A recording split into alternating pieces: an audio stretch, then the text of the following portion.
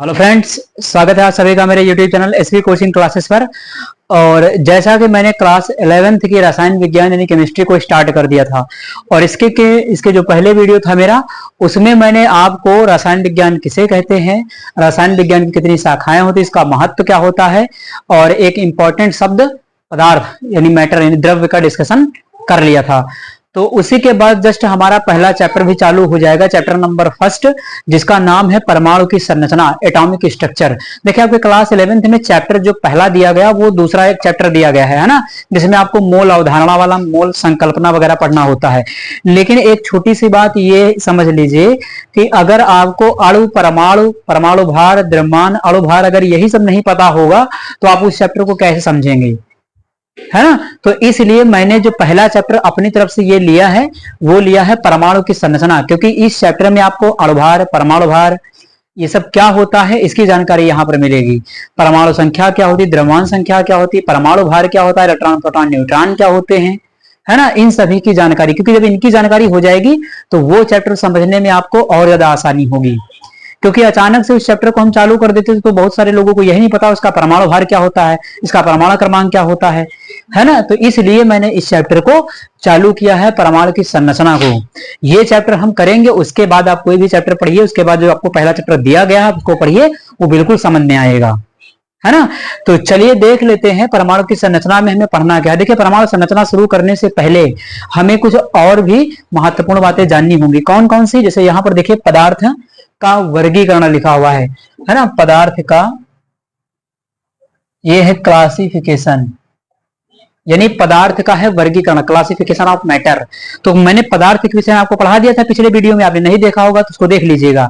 आज हम पदार्थ के क्लासिफिकेशन की बात करेंगे। क्लासिफिकेशन क्या है, तो जो पदार्थ का क्लासिफिकेशन किया जाता है वो दो भागों में किया जाता है। कौन कौन से, तो पहला भाग है आपका भौतिक वर्गीकरण, है ना, भौतिक वर्गीकरण। अब भौतिक वर्गीकरण में क्या है, भौतिक वर्गीकरण में किसी भी पदार्थ को उसकी आकृति, अवस्था, है ना, इन सभी के आधार पर वर्गीकृत किया जाएगा। ठीक, तो भौतिक वर्गीकरण में क्या होगा, तीन भागों में। ये आप क्लास 9th से पढ़ के आ रहे हैं, 8th या 6th क्लास में भी चालू हो जाता है, वहीं से मिलता है आपको। तो ठोस, द्रव और गैस, ये जो क्लासिफिकेशन होता है वो भौतिक अवस्था के आधार पर होता है, फिजिकल स्टेट के आधार पर होता है। अब ये ठोस क्या होता है, द्रव क्या होता है, गैस क्या होता है, यानी सॉलिड, लिक्विड एंड गैस। तो ठोस क्या होता है ना, तो वे पदार्थ जिनका आकार और आयतन दोनों क्या होता है, निश्चित होता है, ठोस कहलाते हैं।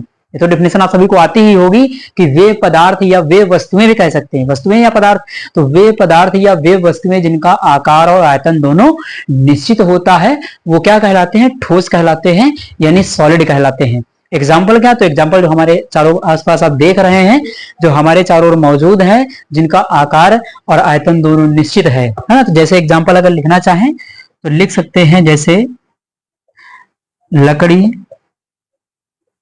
है ना, टेबल, कुर्सी, पेन,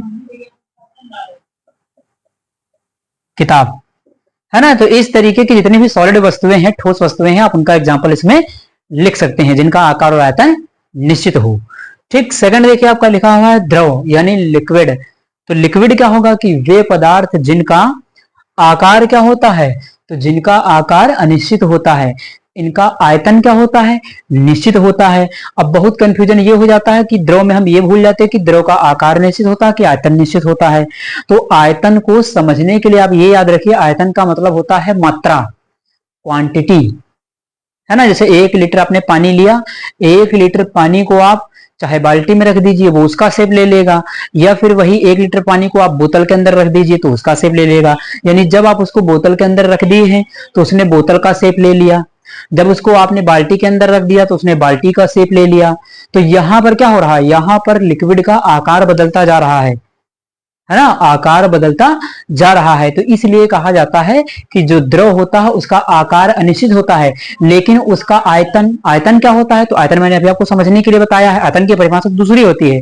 लेकिन यहां पर क्या मुझे कहना है, मुझे आपको समझाने के लिए बताना, आयतन का मतलब आप मात्रा के लिए गेस कर सकते हैं, 1 मिनट के मात्रा को समझ सकते हैं कि उसकी मात्रा नहीं बदलने वाली। 1 लीटर पानी आपने बोतल में भी भरा था, 1 लीटर पानी आपने बाल्टी में भी भरा, है ना। तो केवल उसका आकार चेंज हुआ, उसके आयतन में कोई परिवर्तन नहीं आया, है ना, यानी उसकी क्वांटिटी या मात्रा में कोई परिवर्तन नहीं आया, है ना। तो ये हो जाएगा हमारे द्रव का। अब द्रव के एग्जांपल क्या है, जैसे आपका वाटर हो सकता है, जल हो सकता है ना। वाटर का मतलब क्या है, जैसे आप द्रव में एग्जांपल लिखना चाहें, जैसे जल है ना, दूध है, आप इसमें ये भी एग्जांपल लिख सकते हैं। जल हो गया आपका, दूध हो गया, पेप्सी है, कोल्ड ड्रिंक है, कुछ भी लिख लीजिए एग्जांपल, जो लिक्विड हो आपका उसमें आप इसको लिख सकते हैं। चलिए उसके बाद नंबर थर्ड क्या है कि गैस। तो वे पदार्थ या वे वस्तुएं, है ना, जिनका आकार और आयतन दोनों क्या होता है, अनिश्चित होता है, वो क्या कहलाती हैं, गैस कहलाती हैं, है ना। अब गैस में एग्जांपल क्या है, जैसे carbon dioxide, nitrogen, oxygen, LPG, ये सब क्या है, गैस है ना।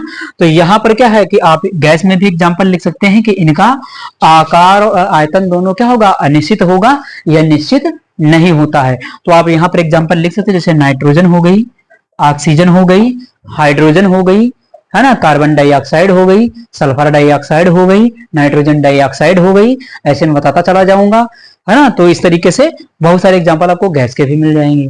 तो ये हो गया हमारा भौतिक वर्गीकरण।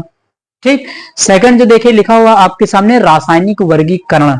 अब रासायनिक वर्गीकरण में क्या होगा, देखिए जो रासायनिक वर्गीकरण है वो मेनली बेस होता है किस पर, कंपोजिशन पर, यानी संगठन पर, है ना। संगठन का मतलब है कि कोई पदार्थ या कोई वस्तु किन चीजों से मिलकर के बनी हुई है ना, इस पर डिपेंड करता है रासायनिक वर्गीकरण, है ना। या उसके गुणधर्म का भी जिक्र हो जाता है रासायनिक वर्गीकरण के अंतर्गत। ठीक, लेकिन कौन से गुणधर्म, रासायनिक गुणधर्मों का। ठीक, तो देखिए यहां पर है रासायनिक वर्गीकरण दो भागों में क्या है, एक शुद्ध पदार्थ और दूसरा है अशुद्ध पदार्थ। अशुद्ध पदार्थ को हम कहते हैं मिक्सचर, यानी मिश्रण भी इसको कहते हैं। अशुद्ध पदार्थ ये आपका प्योर सब्सटेंस है, प्योर सब्सटेंस कहेंगे इसको, शुद्ध पदार्थ को, इसको कहेंगे इम्प्योर सब्सटेंस, है ना। इसको मिश्रण भी कहा जाता है। तो पहले हम क्लासिफिकेशन देखेंगे शुद्ध पदार्थ का, इसका डिस्कशन हम अभी से आगे करेंगे। ठीक, तो शुद्ध पदार्थ क्या होगा, तो जहां पर सभी पदार्थ एक जैसे हों, जहां पर एक जैसे पदार्थ आपस में मिलकर के एक नए पदार्थ का निर्माण करते हैं, तो उसे हम शुद्ध पदार्थ कहते हैं, यानी सारे के सारे एक जैसे पदार्थ, है ना, तो उसे हम कहेंगे शुद्ध पदार्थ। जैसे क्या, चावल बनाइए, चावल में सब चावल ही चावल होगा, तो वो क्या होगा, शुद्ध पदार्थ होगा। भाई खिचड़ी बना दीजिए, तो फिर चावल में क्या मिल गया, दाल, तो वो क्या हो जाएगा, अशुद्ध पदार्थ। ये जनरलाइज एग्जांपल था डेली लाइफ का। ठीक, सेकंड देखिएगा, शुद्ध पदार्थ को फिर से दो कैटेगरी में डिवाइड किया गया है, एक है आपका एलिमेंट, एक है आपका कंपाउंड, यानी पहला है आपका तत्व और दूसरा है आपका यौगिक। अब यहां पर देखिएगा कि ये तत्व क्या बला है, तो ये तत्व क्या होता है, एलिमेंट। तो इसकी परिभाषा क्या बनेगी कि जब एक ही प्रकार के अणु या परमाणु, ध्यान से परिभाषा सुनिएगा, कि जब एक ही प्रकार के अणु या परमाणु आपस में मिल करके एक नए पदार्थ का निर्माण करते हैं, तो उसे हम क्या कहते हैं, तत्व कहते हैं, है ना। जब एक ही प्रकार के अणु या परमाणु, अब ये अणु और परमाणु क्या होता है ना, तो ये आपको शायद पता होगा, और नहीं पता होगा तो इसका भी डिस्कशन हम अभी आगे करेंगे। तो एक ही प्रकार के अणु या परमाणु आपस में मिलकर के एक नए पदार्थ का निर्माण करते हैं, तो उसे हम तत्व कहते हैं। जैसे एग्जाम्पल में क्या हो जाएगा, तो तत्व में एग्जाम्पल क्या हो जाएगा, जैसे हाइड्रोजन हो गया आपका, है ना, और क्या हो सकता है, ऑक्सीजन हो सकता है, जैसे O2, नाइट्रोजन हो सकता है N2। तो हाइड्रोजन, ऑक्सीजन, नाइट्रोजन, ये क्या हो जाएंगे, आपके तत्व हो जाएंगे, है ना। आप बहुत सारे तत्व लिख सकते हैं। ठीक, अब यहां पर ये कंफ्यूजन ना लाइएगा कि ये O2 लिखा हुआ है जैसे इस तरीके से, तो आप कहें कि ये तत्व नहीं है। ये कहां से मिलकर के बना होगा, ये भी तो O और O से मिलकर के बनेगा, ऑक्सीजन ऑक्सीजन। तो देखिए एक ही प्रकार के तो इसके अंदर परमाणु हैं, है कि नहीं, दोनों ऑक्सीजन ऑक्सीजन सेम सेम, परिभाषा तो यही है कि एक ही प्रकार के या परमाणु आपस में मिलकर के एक नए पदार्थ का निर्माण करते हैं, उसे हम तत्व कहते हैं। ठीक, तो ये हो जाएगा। तो तत्व हो गया। अब तत्व को तीन भागों में डिवाइड किया गया। पहला क्या है, धातु यानी मेटल, सेकंड क्या है, अधातु यानी नॉन मेटल, और थर्ड क्या है, उपधातु, यानी इसको हम क्या कहेंगे, इसको आप कह सकते हैं मेटलॉइड्स कह सकते हैं, है ना, या सब मेटल कह सकते हैं उपधातु को। ठीक, तो धातु क्या होती है कि वे पदार्थ, है ना, या वे तत्व तत्व कहिए ज्यादा सही है। तो वे तत्व जो इलेक्ट्रॉन त्याग करके धनायन बनाते हैं, विद्युत और ऊष्मा के सुचालक होते हैं। ये क्लास 10th में आप पढ़ते थे, डिफिनेशन आती थी, या 9th में भी आपको मिला होगा, है ना, कि वे तत्व जो इलेक्ट्रॉन त्याग करके धनायन बनाते हैं या विद्युत और ऊष्मा के सुचालक होते हैं, ये भी डिफिनेशन दी जाती थी। तो वो क्या कहलाएंगे? धातुएं कहलाएंगी। जैसे सोना, चांदी, है ना, ये सब क्या है? आपकी धातुएं हैं। जैसे एग्जाम्पल में अगर लिखना चाहें तो क्या क्या लिख सकते हैं? जैसे सोना है आपका, है ना, चांदी है आपका, ये हो जाएगा आपका सोडियम है आपका, मैग्नीशियम है आपका, कैल्शियम है आपका, ये सब क्या है? आपकी धातुएं होती हैं। सोना चांदी तो अक्सर नाम सुना होगा आपने, कापर है, सोना चांदी है, एल्युमिनियम है, ये सब क्या धातुएं ही तो हैं। तो इनका सबका एग्जांपल आप धातु में लिख सकते हैं। अधातु क्या होती हैं? तो वे तत्व जो इलेक्ट्रॉन ग्रहण करके ऋणायन बनाते हैं, नेगेटिव चार्ज जिनके ऊपर आता है ना। तो अब ये क्या होगा कि जो इलेक्ट्रॉन ग्रहण करने वाला, जैसे आपका क्या हो सकता है? जैसे आपका ऑक्सीजन हो सकता है, नाइट्रोजन हो सकता है। अधातुएं कौन कौन सी हो सकती है? जैसे नाइट्रोजन है, ऑक्सीजन है, फ्लोरीन है, क्लोरीन है, ब्रोमीन है ना, ये सब आपकी क्या हो जाएंगी? अधातुएं हो जाएंगी, जो इलेक्ट्रॉन ग्रहण करने का काम करेंगी। ठीक, तो ये हो जाएंगे आपके अधातुएं। उपधातुएं क्या होती हैं? तो वे तत्व जिनके अंदर धातु और अधातु दोनों के गुण पाए जाते हैं। एक तो ये परिभाषा बन सकती है, या वे तत्व जो धातु और अधातु दोनों की तरह व्यवहार करते हैं या दोनों के गुण प्रदर्शित करते हैं, उपधातु कहलाते हैं। जैसे एग्जाम्पल क्या होगा? सिलिकॉन, जर्मेनियम, आर्सेनिक, है ना। एग्जाम्पल अगर लिखना चाहें तो यहां पर जो एग्जाम्पल बन जाएंगे वो आपका बन जाएगा सिलिकॉन है, जर्मेनियम है, Ge, आर्सेनिक है, As, यानी सिलिकॉन है, जर्मेनियम है, आर्सेनिक है ना। ये कार्बन फैमिली के हैं जो क्या होते हैं? उपधातुएं होते हैं। यानी ये धातु अधातु दोनों के गुण प्रदर्शित करते हैं। ये इलेक्ट्रॉन को ग्रहण भी कर सकते हैं, इलेक्ट्रॉन को त्याग भी कर सकते हैं। इनके अंदर दोनों प्रॉपर्टी पाई जाती है ना। तो इसीलिए इनका उपयोग क्या किया जाता है? उपधातु के रूप में किया जाता है। ठीक, उसके बाद देखिएगा लिखा हुआ है यौगिक। अब ये यौगिक क्या होता है ना, तो ध्यान से परिभाषा सुनिएगा कि जब दो या दो से अधिक, अब ध्यान दीजिएगा, है ना, यौगिक में कंफ्यूजन हो जाता तब तो यौगिक मिश्रण में, जब दो या दो से अधिक विभिन्न प्रकार के, जब दो या दो से अधिक विभिन्न प्रकार के अणु या परमाणु, अणु या परमाणु विभिन्न प्रकार के, है ना, जब दो या दो से अधिक, दो भी हो सकते हैं, दो से अधिक भी हो सकते हैं, जब दो या दो से अधिक विभिन्न प्रकार के अणु या परमाणु एक निश्चित अनुपात में, है ना, और निश्चित अनुपात किसका होगा? तो जो उनके भार का अनुपात होता है, वो भार के अनुपात की बात की जा रही है, उनके भार का अनुपात जो निश्चित होता है ना। तो जब दो या दो से अधिक विभिन्न प्रकार के अणु या परमाणु एक निश्चित अनुपात में आपस में मिल करके एक नए पदार्थ का निर्माण करते हैं, तो उसे क्या कहते हैं? उसे कंपाउंड कहते हैं, यौगिक कहते हैं। फिर से बार डेफिनेशन सुन लीजिएगा कि जब दो या दो से अधिक विभिन्न प्रकार के अणु या परमाणु एक निश्चित अनुपात में आपस में मिल करके एक नए पदार्थ का निर्माण करते हैं, तो उसे क्या कहते हैं? यौगिक कहते हैं, है ना। अब जैसे एग्जांपल, तो यौगिक का सबसे अच्छा जो एग्जांपल मिलता है वो वाटर मिल जाता है आपको, H2O मिल जाता है। ऐसे carbon dioxide, nitrogen dioxide, sulphur dioxide, है ना, ऐसे भी कोई भी लिख सकते हैं, तो कोई दिक्कत उसमें नहीं है। यहां पर जरा एक क्वेश्चन है मेरा आपसे, जरा उसको बताइएगा कि जो वाटर होता है, जल, जल का रासायनिक नाम क्या होता है? जल का फार्मूला H2O होता है, जल का रासायनिक नाम क्या होता है? इसको आप पता करके कमेंट बॉक्स में कमेंट करके इसका आंसर देंगे, इसका जवाब मुझे बताएंगे कि जो आपका जल होता है, वाटर, उसका रासायनिक नाम क्या होता है, ये आप बताएंगे। ये क्वेश्चन आपके लिए है। तो यौगिक के लिए हो गया। अब यौगिक क्या है? तो यौगिक भी आपका दो भागों में डिवाइड है, एक कार्बनिक और एक अकार्बनिक। अब कार्बनिक यौगिक क्या होते हैं? तो वे यौगिक जिनमें कार्बन की मात्रा उपस्थित होती है, या कार्बन पाया जाता है, या कार्बन के गुण उपस्थित होते हैं, है ना, उन्हें हम क्या कहते हैं? कार्बनिक यौगिक कहते हैं। जैसे कार्बोहाइड्रेट, है ना, प्रोटीन, वसा, विटामिन, ये सब क्या है? आपके कार्बनिक यौगिक हैं। यूरिया है आपका, ग्लूकोज है आपका, फ्रक्टोज है आपका, ये सब क्या है? कार्बनिक यौगिक, इनमें कार्बन पाया जाता है।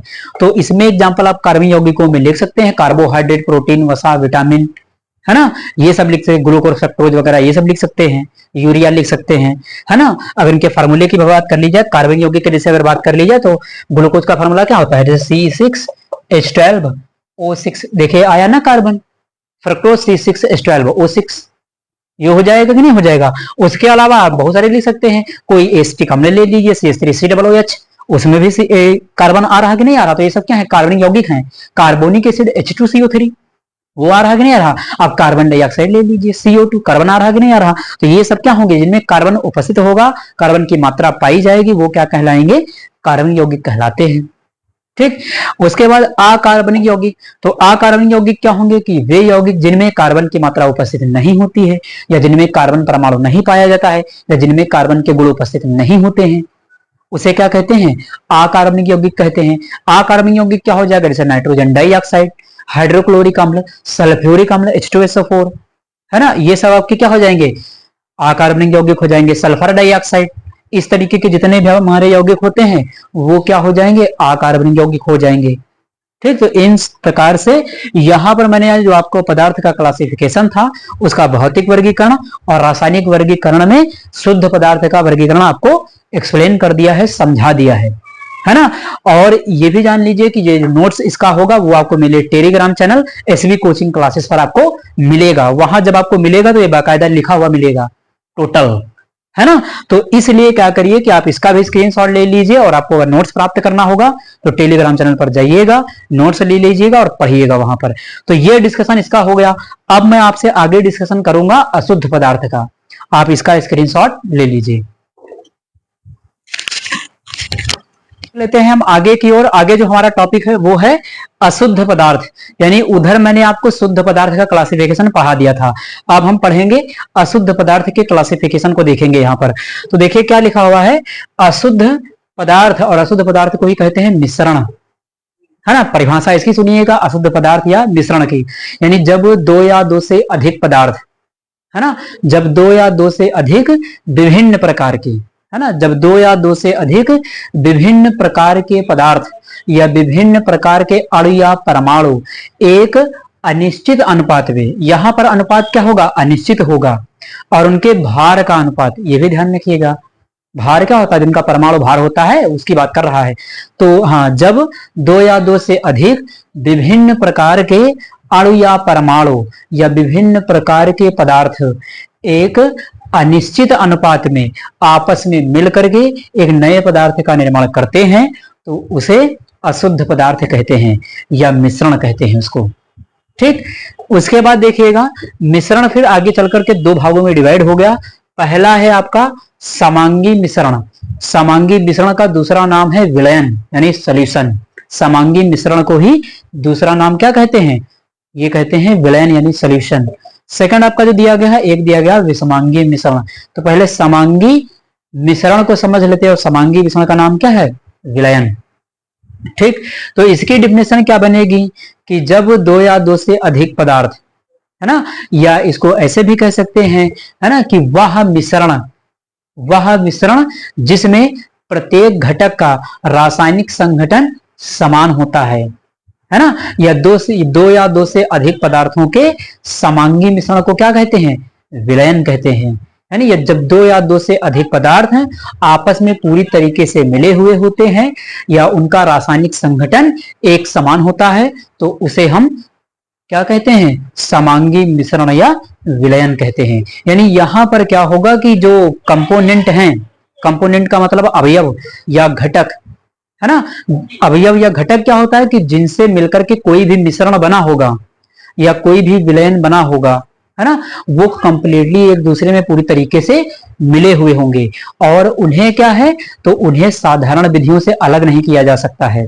उसे हम क्या कहेंगे, समांगी मिश्रण या विलयन। जैसे शरबत की बात कर लें तो शरबत कैसे बनता है, पानी में चीनी को घोलने के बाद बनता है। एक बार उसमें चीनी घुल गई तो आप क्या उस पानी के अंदर से चीनी निकाल सकते, दोबारा नहीं निकाल सकते हैं, लाख कोशिश करेंगे फिर भी नहीं निकलेगी। तो वो क्या है, आपका समांगी मिश्रण होता है और उसी समांगी मिश्रण को क्या कहते हैं, विलयन कह देते हैं, है ना। तो अब इस विलयन के दो घटक हो जाते हैं, कौन कौन से, एक विलेय और विलायक। विलेय जिसकी मात्रा कम होती है, विलायक जिसकी मात्रा अधिक होती है। है ना। जैसे आपने शरबत बनाया तो शरबत में कौन विलेय और विलायक होगा, तो जिसकी मात्रा कम वो विलेय, यानी चीनी की मात्रा कम होती है तो चीनी क्या हो जाएगी, विलेय हो जाएगी। पानी की मात्रा हमेशा ज्यादा होती तो पानी क्या हो जाएगा, विलायक हो जाएगा, है ना। तो ये हो जाता है आपका विलयन। और विलयन भी आगे चल करके दो भागों में डिवाइड हो जाता है, एक आपका संतृप्त विलयन और एक हो जाता है असंतृप्त विलयन। तो संतृप्त विलयन वो विलयन है जिसमें विलेय की और मात्रा घोली ना जा सके, उसे कहते हैं संतृप्त विलयन। जैसे सीरा जलाओ, है ना, जिसमें और विलेय आप ना घोल सकें। संतृप्त विलयन ठीक वैसे समझ लीजिए जैसे फुल पेट खाया हुआ व्यक्ति कि जिसके पेट में जगह नहीं है कुछ खाने की, उसका पेट पूरी तरीके से भरा हुआ है, आप उसको कुछ नहीं खिला सकते, तो वो हो जाएगा संतृप्त। और जो भूखा हुआ है जिसको आप खिला सकते हैं, जो कुछ खा सकता है, जिसके अभी पेट भरा हुआ नहीं है, वो क्या कहलाएगा, असंतृप्त। तो उसको असंतृप्त विलयन से समझ सकते हैं, है ना। तो शरबत क्या हो जाएगा आपका असंतृप्त, क्योंकि शरबत में आप चीनी को और घोल सकते हैं, सीरा या जलाओ में आप चीनी को नहीं घोल सकते, तो संतृप्त हो जाएगा, है ना। तो समांगी विलयन देखिए यहाँ पर सामने बना हुआ है आपके, समांगी विलयन का एग्जांपल देखिए सामने आपके लिए बना हुआ है। देखिए यहाँ पर ये कंटेनर एक पात्र बना हुआ है, इस पात्र में क्या छोटे छोटे कण आपको दिखाए गए, यहाँ डिफरेंस दिखाया गया आपको कि जो समांगी मिश्रण होता है और विसमांगी मिश्रण में क्या अंतर होता है वो आपको यहाँ दिखाया गया है।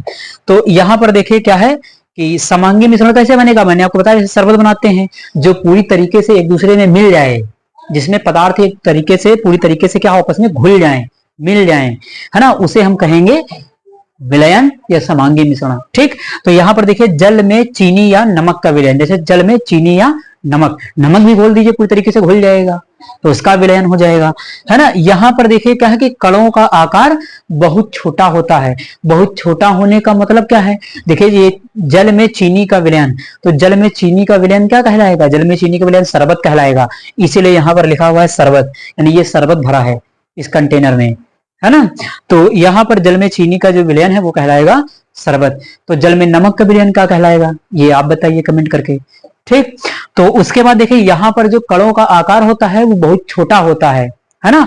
किसके कणों का आकार, तो विलेय और विलायक के कणों का आकार, इन्हीं के कणों का आकार छोटा होगा, है ना। तो यहाँ पर कणों का जो आकार होता है वो 1 नैनोमीटर से भी कम होता है। 1 नैनोमीटर कितना होता है, 10 की पावर माइनस 9 मीटर के बराबर होता है ना। तो यहाँ पर कणों का आकार 1 नैनोमीटर से कम, यानी कण बहुत छोटे छोटे होंगे, आपको दिखाई भी नहीं देंगे, उसके अंदर सूक्ष्मदर्शी से भी नहीं दिखाई देंगे, इतने छोटे कणों का आकार हो जाएगा। तो इसमें कणों का आकार बहुत छोटा होता है, तो इसे हम कह देते हैं विलयन या समांगी मिश्रण। उसके बाद देखिए लिखा हुआ है कि विषमांगी मिश्रण, तो जब 2 या 2 से अधिक पदार्थ आपस में पूरी तरीके से मिले हुए ना हो, या ऐसा मिश्रण जिसमें पदार्थ आपस में पूरी तरीके से मिले हुए ना हो, वो कहलाएगा आपका विषमांगी मिश्रण, यानी हेट्रोजेनस सॉल्यूशन। इसको क्या कहेंगे, इसको कहेंगे होमोजेनस मिक्सचर, इसको कहेंगे हेट्रोजेनस मिक्सचर। ठीक, तो विषमांगी मिश्रण में क्या होगा, विषमांगी मिश्रण आगे चल करके फिर से 2 भागों में डिवाइड हो गया। एक आपका कोलाइड होता है यानी कोलाइडल मिक्सचर, और दूसरा होता है आपका निलंबन यानी सस्पेंशन। ठीक, तो देखिए कोलाइड क्या होता है, कोलाइड आपका एक प्रकार का विषमांगी मिश्रण होता है। जैसे देखिए यहां पर क्या है कि अगर कोलाइडी मिश्रण की परिभाषा आपको लिखना हो तो वह मिश्रण जिसमें कणों का आकार विलयन के कणों से बड़ा किंतु निलंबन के कणों से छोटा होता है, कोलाइडी विलयन कहलाता है। ये इसकी परिभाषा बन जाएगी। इसमें कणों का आकार क्या है, इससे छोटा है, लेकिन विलयन के कणों से क्या है, बड़ा है। देखिए यहाँ पर कणों का आकार क्या है, थोड़ा सा बड़ा है ना, दिख रहा है, ये इससे बड़ा है, इसकी तुलना में छोटा है। तो यहाँ पर क्या हो जाएगा, इसमें जो कणों का आकार है वो 1 नैनोमीटर से लेकर के 1000 नैनोमीटर तक होगा। इसमें कणों का आकार 1 नैनोमीटर से कम है, बहुत छोटे कण है विलयन के अंदर। और यहाँ पर जो कणों का आकार है वो 1 नैनोमीटर से 1000 नैनोमीटर के बीच में है, यानी यहाँ पर थोड़ा सा क्या होगा, कणों का साइज बढ़ गया, वो आपको दिख भी रहे हैं।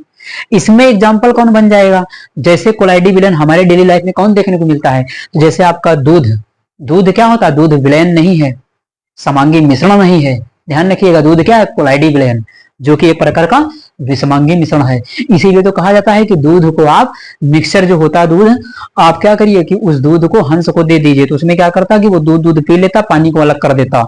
तो उसके अंदर ये प्रॉपर्टी होती कि वो क्या करेगा, इन कणों को सेपरेट कर देता है, अलग कर देगा, है ना। तो यहाँ आपको एग्जाम्पल मिल जाएगा दूध का। आपका जो रक्त है यानी ब्लड, खून, ये भी एग्जांपल होता है आपके कोलाइडल सॉल्यूशन का, कोलाइडी विलयन का।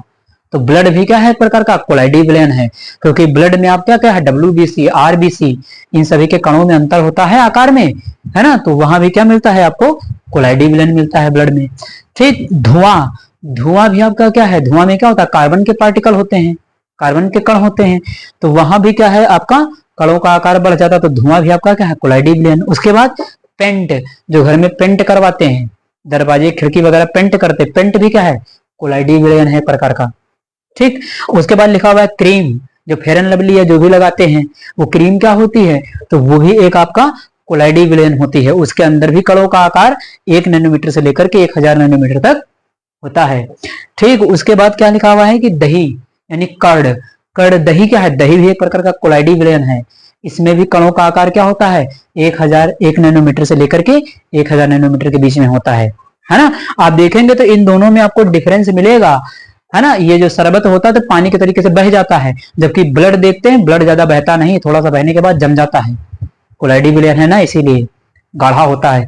तो यहाँ पर क्या कोलाइडी विलयन के एग्जाम्पल ये हो जाएंगे। उसके बाद थर्ड आपका लिखा हुआ है निलंबन, इसको कहते हैं सस्पेंशन। अब सस्पेंशन क्या होगा, इसकी अगर परिभाषा लिखनी हो तो वह विषमांगी मिश्रण जिसमें कणों का आकार, यानी वह विषमांगी मिश्रण जिसमें कणों का आकार कोलाइडी विलयन के कणों से बड़ा होता है ना, कोलाइडी विलयन के कणों से, या ये भी जोड़ सकते हैं कि विलयन और कोलाइडी विलयन दोनों के कणों से क्या होता है, बड़ा होता है, उसे हम क्या कहते हैं, निलंबन, सस्पेंशन कहते हैं। अब निलंबन में कणों का आकार कितना होगा, तो यहाँ पर कणों का आकार 1000 नैनोमीटर से भी ज्यादा होता है। इस निलंबन के अंदर आपको कण साफ साफ दिखाई देंगे। आप गिलास ले लीजिए, कांच का ग्लास ले लीजिए, उसमें मिट्टी जो है घोल दीजिए या बालू को घोल दीजिए, उसके बाद देखिए आपको कण तैरते हुए दिखाई देंगे उसके अंदर, तो वो क्या होता है, वो सस्पेंशन होता है, निलंबन होता है ना। तो जहां पर आपको कण बिल्कुल स्पष्ट दिखाई देते हैं वो निलंबन होगा, उसको ऐसे ही देख करके आप जान जाएंगे। तो यहाँ पर जैसे जल में मिट्टी या बालू या कंक्रीट किसी का भी मिश्रण, यानी जल में मिट्टी बालू या कंक्रीट का जो मिश्रण होता है वो आपका निलंबन होता है। तो यहाँ पर कणों का आकार बहुत बड़ा, यहाँ पर कणों का आकार मिडिल में रहता है, दोनों के बीच में रहता है, इससे बड़ा लेकिन इससे छोटा, और इसमें कणों का आकार बहुत ही छोटा रहता है ना। तो इस प्रकार से ये आपका निलंबन हो जाता है, ये कोलाइडी हो जाता है, और ये आपका विलयन हो जाता है। तो ये था हमारा क्लासिफिकेशन, पदार्थ का वर्गीकरण, है ना। तो उम्मीद करता हूं कि ये पदार्थ का वर्गीकरण आपको समझ में आया हुआ होगा। तो यदि आपको मेरी मेहनत अच्छी लग रही है और यही अगर आप चाहते हैं कि मैं इसी तरीके से आपको कंटेंट प्रोवाइड करता रहूं, उपलब्ध करवाता रहूं, है ना, तो आपसे बस मेरी यही रिक्वेस्ट रहेगी कि चैनल को ज्यादा से ज्यादा लोगों तक शेयर करते रहिए, है ना, क्योंकि शेयर करते रहेंगे तो हमें क्या होगा, थोड़ा सा प्रेरणा मिलती रहेगी कि हम वीडियोज आगे इसी तरीके से बनाते रहें, है ना। तो चलिए मिलते हैं हम अपने अगले वीडियो में। यहां तक जो डिस्कशन करना था वो हमने कर लिया, बाकी बातें हम करेंगे अपने अगले वीडियो में। Thanks for watching this video.